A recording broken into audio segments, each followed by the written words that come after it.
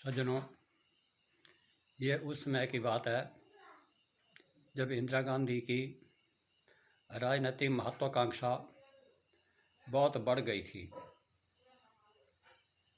1968 और 69 की बात होगी। राष्ट्रपति का चुनाव था तो कांग्रेस की तरफ से अधिकृत उम्मीदवार के विरुद्ध इंदिरा गांधी ने एक निर्दलीय प्रत्याशी का समर्थन किया और वो निर्दलीय प्रत्याशी राष्ट्रपति बने।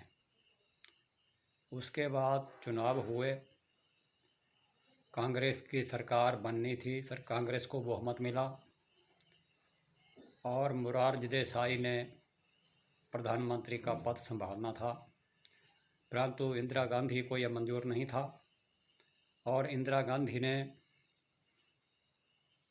स्वयं को प्रधानमंत्री बनाने के लिए कांग्रेस पार्टी को दो फाड़ कर दिया और अपने गुट का नाम नई कांग्रेस के नाम पर रख लिया, नई कांग्रेस। सज्जनों, फिर चुनाव हुए,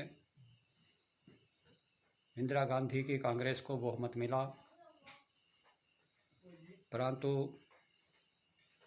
इंदिरा गांधी के विरुद्ध इलाहाबाद हाई कोर्ट में याचिका दायर की गई, जिसमें कहा गया था कि इंदिरा गांधी का चुनाव अवैध है, अवैध तरीकों से इंदिरा गांधी ने चुनाव जीता है। अंततः न्यायालय का फैसला आया और फैसले में याचिकाकर्ता की जीत हुई और इंदिरा गांधी का चुनाव अवैध घोषित कर दिया गया। इंदिरा गांधी कुर्सी छोड़ना नहीं चाहती थी, इसलिए उसने चाल चली और देश में आपात स्थिति लागू कर दी। सारे अधिकार अपने पास रख लिए। राष्ट्रपति के हस्ताक्षर के बाद आपात स्थिति लागू हो गई और सारे विपक्षी नेताओं को जेलों में ठूंस दिया गया। परंतु दबाव बढ़ा दुनिया का और उनको इमरजेंसी स्थापित करनी पड़ी, समाप्त करनी पड़ी, आपात स्थिति हटानी पड़ी। चुनाव होने थे तो सभी विपक्षी दलों ने एक मोर्चा बनाया मोरारजी देसाई के नेतृत्व में और उस मोर्चे का नाम रखा गया जनता पार्टी। चुनाव हुए, जनता पार्टी की जीत हुई, कांग्रेस हार गई और मोरारजी देसाई देश के प्रधानमंत्री बने। कुछ समय तक सब ठीक चलता रहा, परंतु फिर सरकार के बीच में से एक गुट ने राष्ट्रीय स्वयंसेवक संघ के विरुद्ध आवाज़ उठानी शुरू कर दी और जो संघ समर्थक जनसंघ के लोग जनता पार्टी के बीच में थे, जो उस समय लगभग 95 और 97 की संख्या में थे एमपी, उनको कहा गया या तो आप राष्ट्रीय स्वयंसेवक संघ से नाता तोड़ लो या सरकार छोड़ दो।